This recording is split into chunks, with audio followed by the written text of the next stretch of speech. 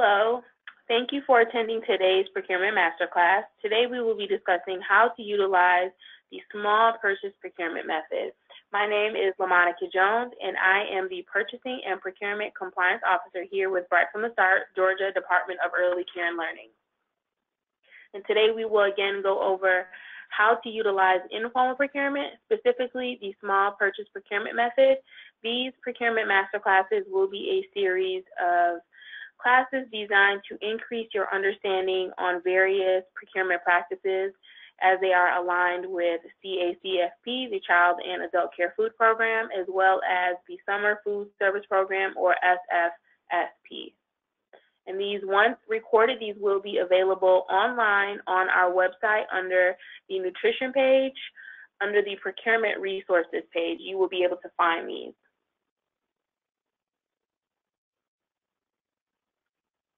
So let's begin. Our learning objectives for today will be understanding how to successfully execute proper small purchase procurement method, understanding the federal regulations governing the procurement standards for small purchases, and utilizing practical application to increase understanding of small purchase procurement methods. What is procurement? Procurement is the process of obtaining goods and or services at the lowest, most competitive possible price.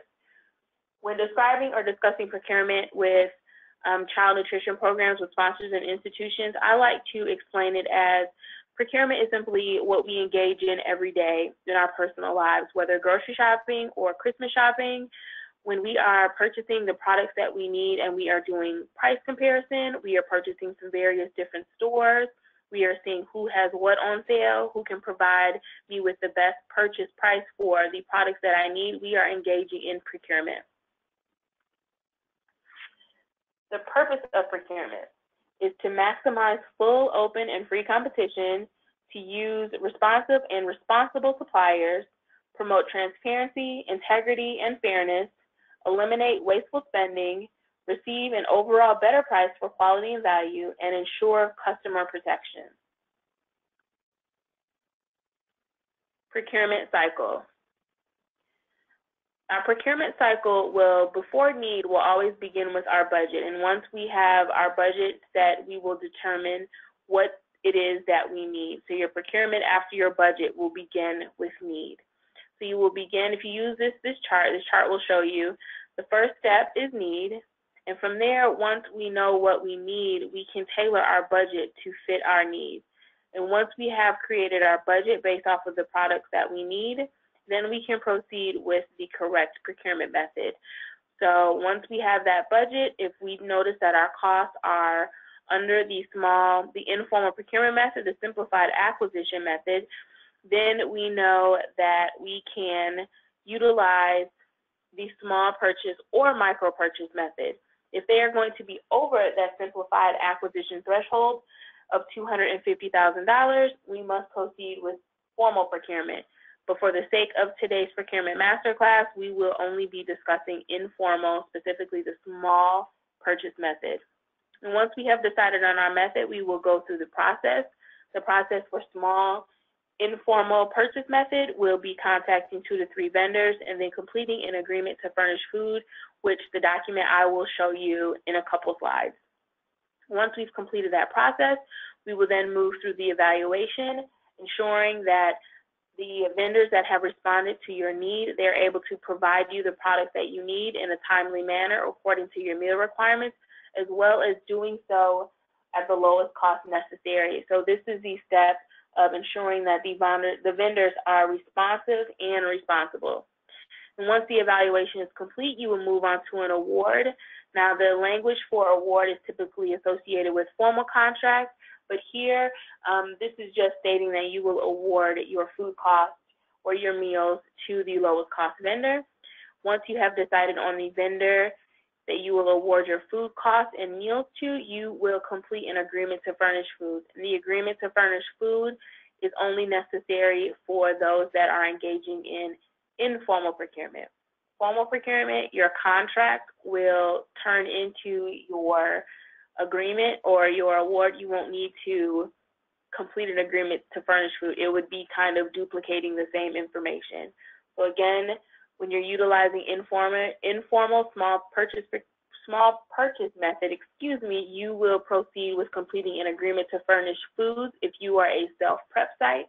If you are utilizing a food service management company and you have unitized prepackaged meals for your sites, then you will complete the agreement to furnish meals document. Once the agreement is completed, you will begin the stage of executing, which will be creating POs, purchase orders, and placing orders with your vendors. Once you have placed those orders with your vendors, you will proceed with delivery. And then once the delivery has been received, the vendor should deliver to you a receipt or a packing slip stating exactly what it is that you have ordered, what has been delivered, if there are any back-ordered items. And then once that is complete and you have received your packing slips and they have been signed, you will proceed with an invoice which will come from the vendor. And then once the invoicing is completed, you will begin, once the entire terms of the agreement have been completed, you will then begin with maintenance. And maintenance is the additional and final step which you will use to ensure and validate that the vendor is indeed responsive and responsible and has provided all of the goods and services required for your meal service.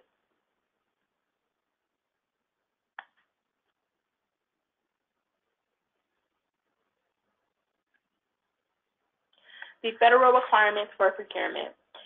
There are 2 federal requirements relating to the specific food programs. The first one is the Child and Adult Care Food Program, or CACFP.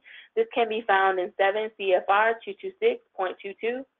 The second federal regulation is Summer Food Service Program, or SFSP, which can be found in 7 CFR 225.17. Additionally, the general procurement standards that govern all federal procurement are found in 2 CFR 200.317 through 326. And as an additional resource, Nutrition Services has developed, we do have a procurement manual which goes into depth and into detail the procurement requirements for both CACFP and SFSP. A step-by-step guide to procurement. The first step is to determine what procurement code will be followed. Each institution will need to follow the code based on their type of institution. So whether you are a public school, you are a state or local entity, you are a private or not-for-profit institution, there is a designated procurement code that must be followed. The next slide, we will review this chart, which will detail the additional procurement codes which must be followed in conjunction with the federal requirement codes. The second step is to determine the amount of goods and or services that will be needed. The total amount for the operating year for each good or services must be considered. So there's a bit of forecasting that is involved with this. So you may not know exactly the number or the dollar amount that will be spent for your goods and services, but you can do a bit of forecasting by looking at the costs that were spent last year or in the previous year for your food costs, as well as anticipating the number of meals you plan to service for your upcoming year. And so this is just an estimate. It doesn't have to be exact. It's just an estimate, and it can be revised up or down based off of any increases or decreases you experience in your meal service. But having an estimated amount will determine what it is that you need to purchase, and it will ensure that you're not ordering too much or too little. The third step will be to determine the procurement method to perform a purchase and or contract. So once you've determined the amount of goods or services that will be needed based on that dollar amount, you will decide on which procurement method will best suit your meal service. So if those food costs are over the $250,000 simplified acquisition threshold, you will proceed with formal procurement. If those costs fall below at $249.99 or lower, you can proceed with informal procurement. And there's 2 methods within informal procurement. Again, the small purchase method, which is what we will be discussing today, as well as micro purchase, which we will discuss in a later masterclass. And here is the chart that details which procurement code and regulation must be followed based on the type of institution that you have. So looking at the first one, public schools, as part of CACST and SFST, public schools, regardless, or all institutions, regardless of the type, must follow either one of these procurement regulations, regardless of program type, as well as the general procurement rules found in 2 CFR 200, 317 through 326. So these two, or three, depending on which program, must be followed regardless of your program type. Now, the procurement code options, for example, again, public schools must follow state or local procurement codes except for provisions which are inconsistent with federal procurement requirements. State or local codes must be more stringent than federal. So if you are a public school institution, there's a likely chance that there are more restrictive policies and codes that must be followed in addition to the federal procurement requirements. So, for example, for public schools, the small purchase threshold is $250,000 federally if you're using informal procurement. But your state or school district may say that small purchases are $100,000. In that case, you would follow the code that is more restrictive. You would utilize the state code that says that public schools' small purchase requirement is $100,000. So always going with the code that is more restrictive. And again, the allowable cost rule in this case will be 2 CFR Part 220, Subpart E.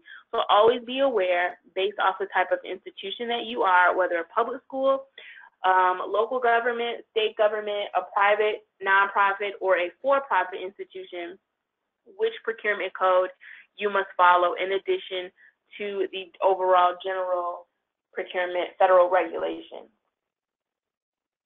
Procurement standards. And this we will get into the general procurement standards for all procurement.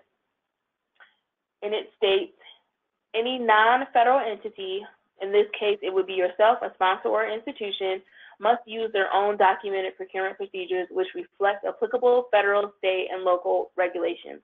In short, all sponsors and institutions must have a procurement and purchasing policy template on hand. Just a policy on hand. And what the policy outlines is how you intend to make your purchases. So if you are utilizing formal procurement, whether you will be utilizing invitation for bid or request for proposal, and then the evaluation, the advertisement, if you're utilizing informal procurement, whether you are utilizing micro purchase or small purchase, and this will also, the policy will also state how you intend to handle emergency purchases. In addition, if there are any bonding requirements, any attempts to do business with small businesses, this purchasing and procurement policy will let us know how your purchases are aligned with your meal service. So are you following your purchasing policy? And in the event that you are subject to a review and a nutrition consultant makes a visit to your institution or your site, this procurement policy will be utilized in order to make sure that your purchases are aligned and that you are doing so according to federal regulations. So you want to be sure that you always have a procurement and purchasing policy on hand. Now, with that said, the procurement and purchasing policy is not a one-all be-all. This can be revised however many times is necessary. So if you are beginning your meal service and your procurement and you utilize informal, but then you decide you are going to your cost increase and you need to utilize formal procurement, or you just prefer to use formal procurement, this can be revised. So this is a workable document. It always needs to be current, but yet it can always be revised. So make sure that it's on hand and that it's up to date and that you are making revisions as often as necessary. Part C of the General Procurement Standards, the institution or sponsor must maintain written standards of codes of conduct covering conflict of interest and governing the actions of employees engaged in the selection, award, or administration of contracts. The Standard Code of Conduct describes the ethical behaviors during the procurement process and shall address the following: conflicts of interest, whether they are real or apparent, restriction of communication, less than arm's length arrangements or related parties, acceptance of gifts and gratuities, and the consequence of failing to comply. So your standard code of conduct can either be included within your procurement and purchasing policy, or this can be a separate document. If you utilize the nutrition template, The standard code of conduct is included inside the template, but again, if you have a separate document, that is just fine, but you want to be sure that you have created a standard code of conduct on how to discuss and how to handle the ethical behaviors of employees or those that are involved in the procurement practices of your organization. So even if there may not be any conflict of interest, you want to outline how you handle those in the event that it is an actual conflict of interest or you believe that there is a conflict of interest. You also want to discuss how you handle a less than arm's length arrangement. And a less than arm's length arrangement is if there is any person involved in your organization that is on the governing board and possibly has a vested interest in the contract, how would you handle that? Whether they are removed from the board, they're not involved in the evaluation process, you want to outline how you handle any arrangement that is less than arm's length, or if there's a related member on your governing board. Another popular or another beneficial practice when it comes to the acceptance of gifts and gratuities, you want to make sure that you have a dollar amount designated for how much cannot be accepted. What is the threshold for those gifts and gratuities?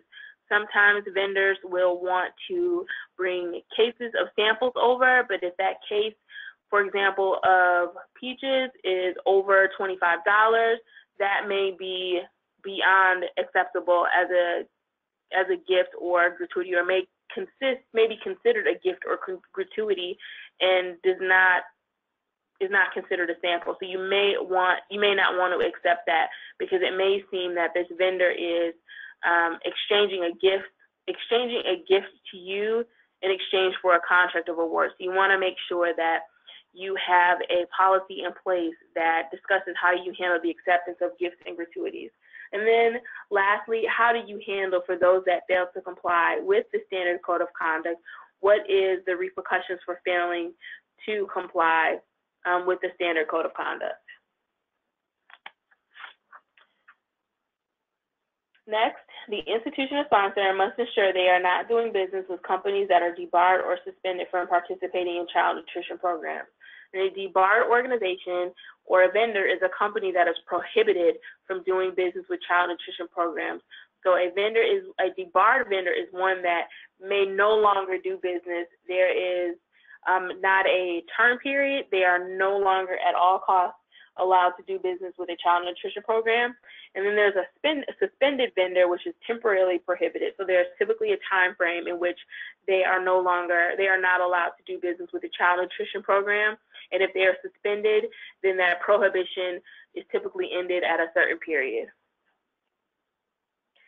Now, in order to identify the companies that are debarred or suspended, there are two ways that you can do so. The first is the System for Award Management, or SAM.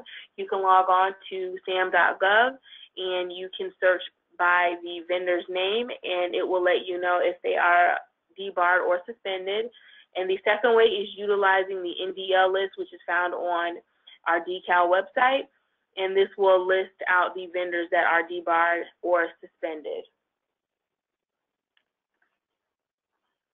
Okay, Section K of the General Procurement Standards, the institution or sponsor alone must be responsible in accordance with good administrative practice and sound business judgment for the settlement of all contractual and administrative issues arising out of procurement.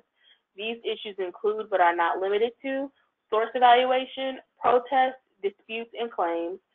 These standards do not relieve the institution or sponsor of any contractual responsibility under its contract.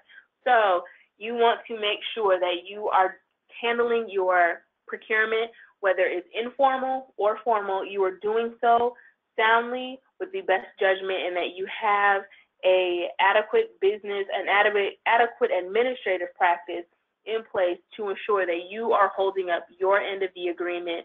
And this would include, again, source evaluation and protest in the event that a vendor wants to protest the award of food costs to another vendor, disputes, and claims. You would want to make sure that all of this is outlined and that you have this on hand, and that all of your food service personnel or office personnel that are involved in the procurement process, that they are aware what to do in the event that any of these activities were to take place. Okay, on to procurement methods. And again, today we will only be discussing the informal procurement, but I will outline each procurement method that is available. So, procurement methods. When determining the best procurement method to choose, select the best method most aligned with how your purchases are made. While aggregate food and non-food costs are estimated on an annual basis according to your budget, the optimal method should be based on how you purchase your goods.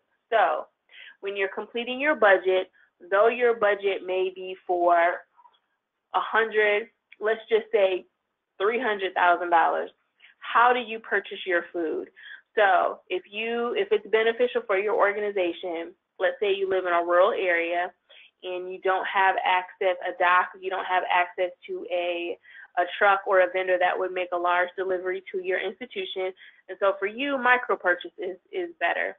It's easier for you and it's most beneficial. So that means that each purchase that you make, whether weekly or bi-weekly or monthly, each one of those purchases is under $10,000, then that's going to be the method that you choose. So although your budget is over the formal procurement threshold of $250,000, for your particular institution, utilizing micro purchase is best. And just remember as a caveat that no matter which procurement method is chosen, your procurement policy must reflect how you intend to purchase those goods. So if you state that you are utilizing micro purchase, but it's found that you utilize small purchase instead, that could raise a question. You always want to make sure that your procurement policy reflects how you intend to purchase your goods, and how you purchase your goods does in fact line up with your procurement and purchasing policy. Now these are the various procurement methods. The first one is informal, and with informal there's micro purchase, which states that all costs under $10,000, they equate to a micro purchase. There's small purchase, which would be cost between $249.99 and $10,000. And then we have formal procurement, which would be the invitation for bid and the request for proposal. These are for food costs that are over the simplified acquisition threshold of $250,000. There's also non-competitive procurement and emergency purchase. I will have several procurement masterclasses where we go into micro purchase as well as formal, non-competitive, and emergency purchases. But again, today we're just going to focus on the small purchase. So, small purchase. Procurement by small purchase procedures are those relatively simple and informal procurement methods for securing goods and or services that do not cost more than the simplified acquisition threshold of $250,000. If small purchase procedures are used, price quotes must be obtained from at least 2, preferably 3, qualified sources utilizing the small purchase documentation form. You want to ensure that each quote specifications are equally distributed among suppliers. So when utilizing small purchase, again, you want to ensure that you are receiving prices from 2, preferably 3. We prefer 3 because in the event that you only have 2 vendors and one vendor does not respond, not that they can't provide you with what they need, they just haven't responded, you have nothing to compare with. Again, you have nothing to compare against the one vendor that did. So we prefer 3. You can do as many as you like. You can do 4, 5, 6, but we prefer at least 3. And that is so in the event that you only contact 2, only one vendor responds, and you still have another vendor which you can contact and receive an additional comparative price. And once you've received those prices, all documentation must be noted on the small purchase documentation form, which we will look at in the next slide.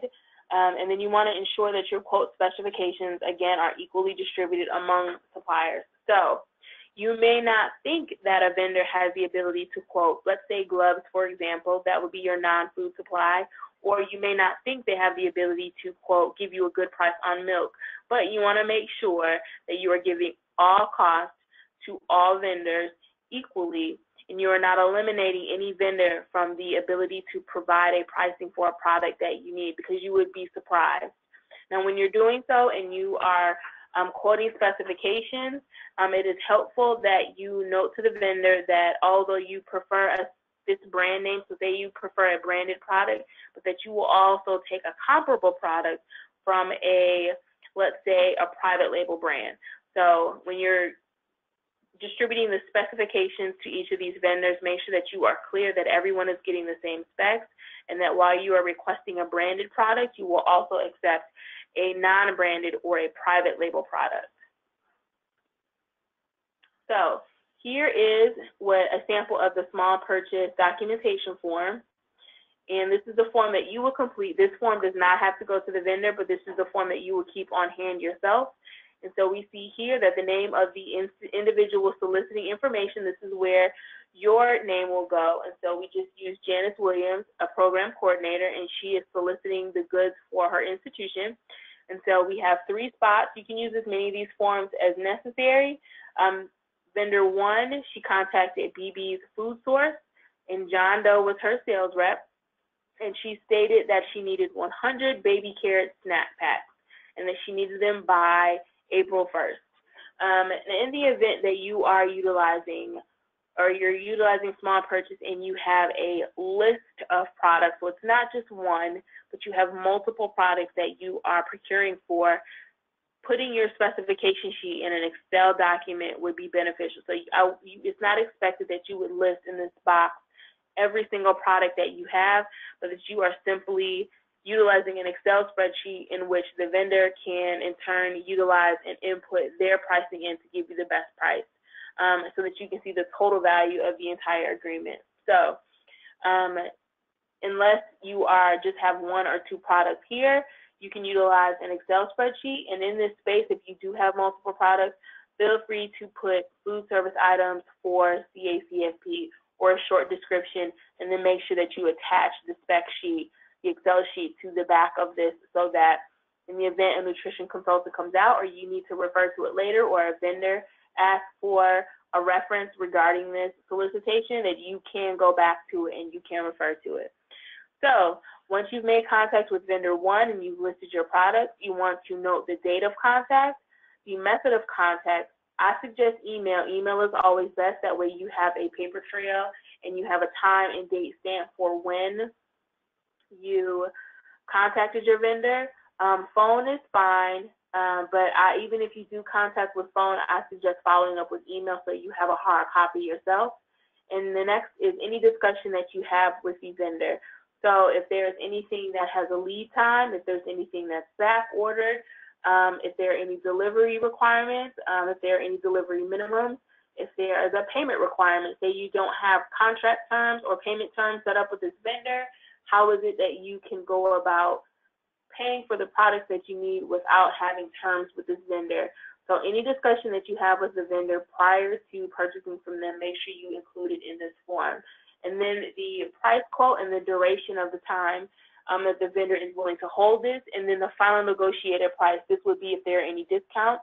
Say if you pay in 10 days, there's a net 10 discount. Say if you pay in 30 days, if it's just a 30-day, anything that would alter the price, this is going to be the field that you utilize for the final negotiated price. And in the event, once you filled out this and you have your 3 vendors completed, in the event that you can award your food cost to the lowest cost vendor, there is a space just below these 3 vendors at the bottom of this chart where you can provide the justification for why you had to award to, let's say, the next lowest vendor. So how do I obtain a price quote? So the first step is contacting the supplier to request the item. And again, email is best, but in the event, I understand that phone may be better. So if you contact a vendor by phone, just follow up via email. If it's a name brand product, please be sure to ask for brand alternates or substitutes. Many times you'll find that while you prefer a branded product, a private label or non-branded product will give you the exact same product but for a better value. So if you're going to ask for a branded product, be sure to ask for brand alternatives or substitutes. Have the supplier email or fax a price quote to include an estimated delivery date, stock availability, length of term for pricing and etc. This is where you would include on the small purchase documentation form any discussion that you have with the vendor, or you may attach the email to this small purchase documentation form. And lastly, document the pricing on the small purchase form and the agreement to furnish food and maintain on file. And we will get into the agreement to furnish foods in just 1 second. So the specification sheet. If using a vendor to provide food and or non-food items, please ensure a specification sheet is attached. A specification sheet is a detailed or specific list of desired characteristics or description of a product. How you plan to use the food determines both the form and quality that you should buy. Lastly, consider the product style, size, count, container, and packing medium. So if you look on this slide, this is an example of a spec sheet. So here you have the item description, you have the pack size or case size, the unit of measure, and this is the field where you would leave empty, but you would allow the vendor to input your price. And in the next field over, I suggest having a column that says total with a simple formula. Before that, if you have a quantity in here, and I will say quantity is very important, because if you're creating a spec sheet and you don't know the quantity that you are including with this spec sheet, the vendor is going to give you the pricing based off of one case, and that's not what you want. More than likely, you're using more than one case. So you want to make sure that you include the estimated quantity that you would be ordering. Again, this involves a bit of forecasting.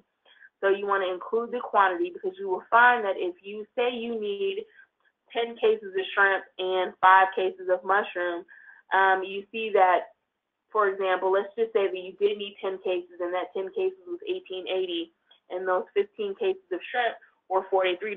Had you just put in one, that one price for shrimp could be $60, and the one case of mushrooms could be $30. So vendors are going to give you a price based off of the number of cases that it is that you will need, or that you're estimating that you will need. So there's often a price break that is included, or that is given to you once they have an understanding or an estimate of the number of cases you could possibly order.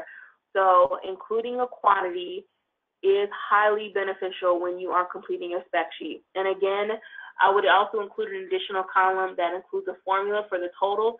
That way, the total will multiply the vendor price times the number of cases that you will need, and you won't have to do any additional math. You would simply have to put a grand total at the bottom of the total column, and it will give you the total value of the vendor, what they're able to provide to you. And this will make it super simple and super easy.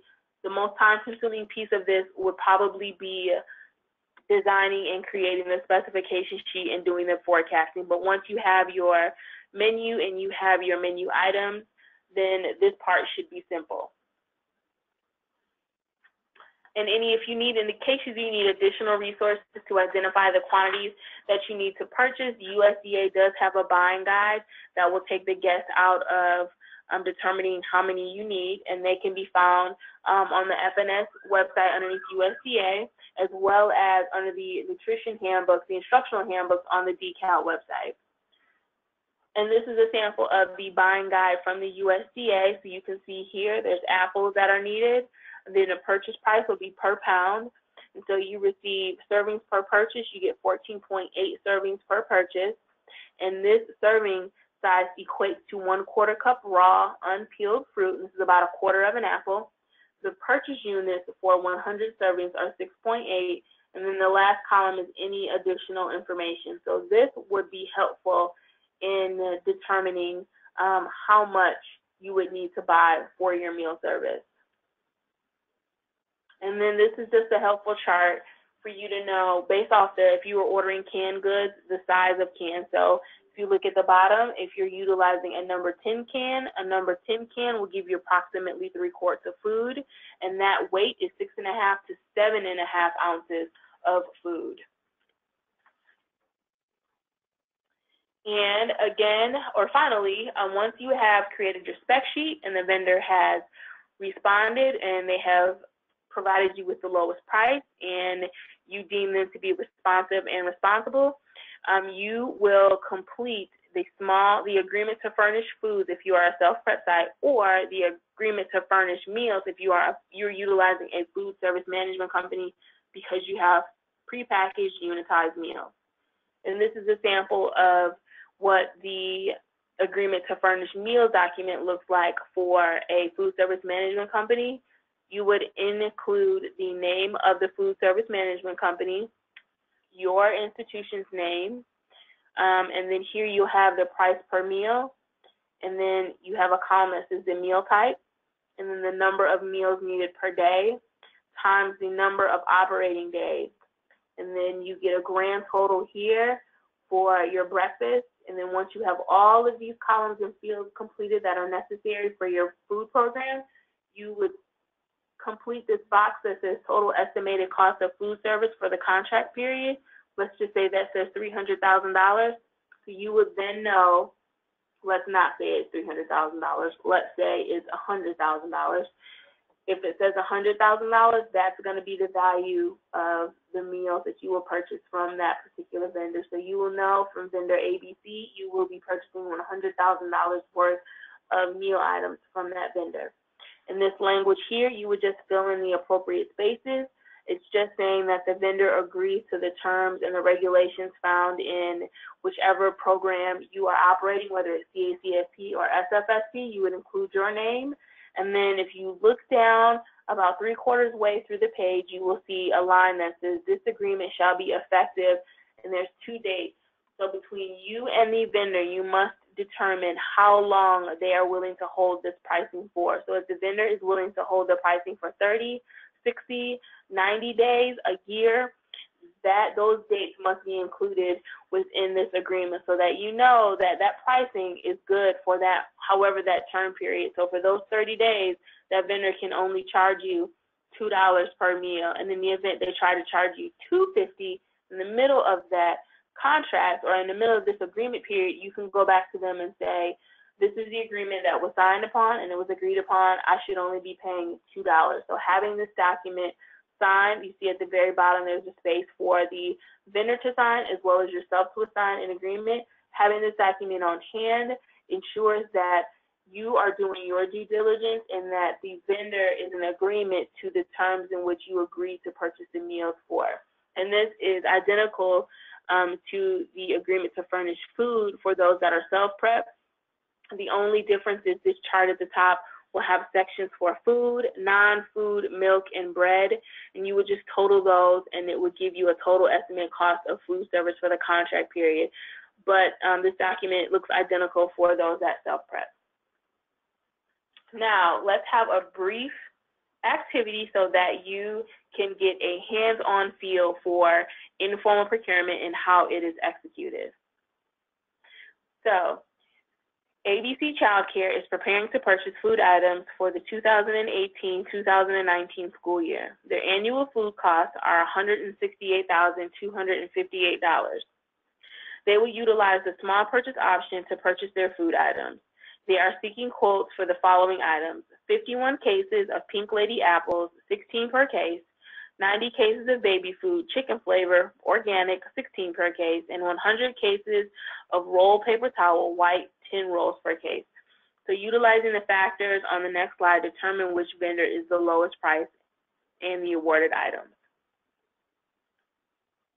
So I will give you just a moment to review vendor A, vendor B, and vendor C, and be careful to pay attention to any sort of caveats with the pricing, any additional information that is provided for by the vendor.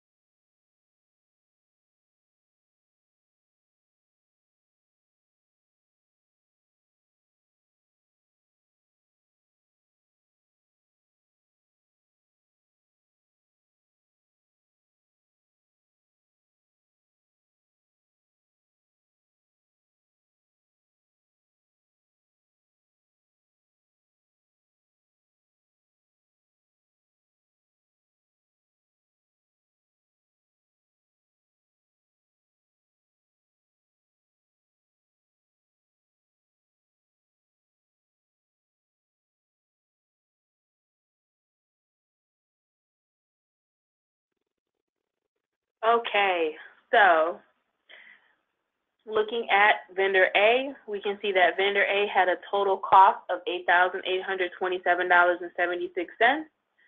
Vendor B had a total cost of $7,623.95.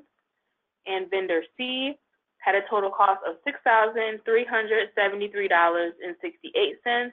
However, the apples are out of stock and there is an 8 to 10 week lead time before they will be available. So, if there were no other circumstances, if the apples were in stock and there was no lead time, vendor C would be the lowest vendor. Or if you are not in a rush and you can wait for the 8 to 10 week lead time to pass, then vendor C at the lowest cost would be your vendor. However, if the apples are essential to your meal service and to your food program, and in order to serve a complete meal and for everything to be compliant, and you cannot wait for the 8 to 10 week lead time, then that event you would go with vendor B at $7,623.95. Only thing, you would just have to provide justification on your small purchase documentation form that states that although vendor C was the lowest, the apples are out of stock and there's an 8 to 10 week lead time which you cannot accommodate for your food service program, so you must purchase your goods from vendor B. So just a quick review. Determining which procurement to use starts with assessing your needs. Although you have a working budget, once you have that beginning budget, you want to assess your needs. So based off of what your budget is, what is your need? And then once you've assessed your need, then how much are you able to spend in order to purchase the needs that you do have? You must utilize the small purchase documentation form when utilizing the small purchase option.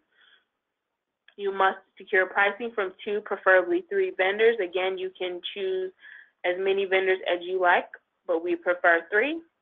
Once pricing is received and agreed upon, complete the agreement to furnish food or meals if you are utilizing the services of a food service management company. And that is all for how to purchase utilizing the small informal procurement method. I hope this was beneficial. I hope you learned a lot. There will be several other masterclasses, procurement masterclasses in the future.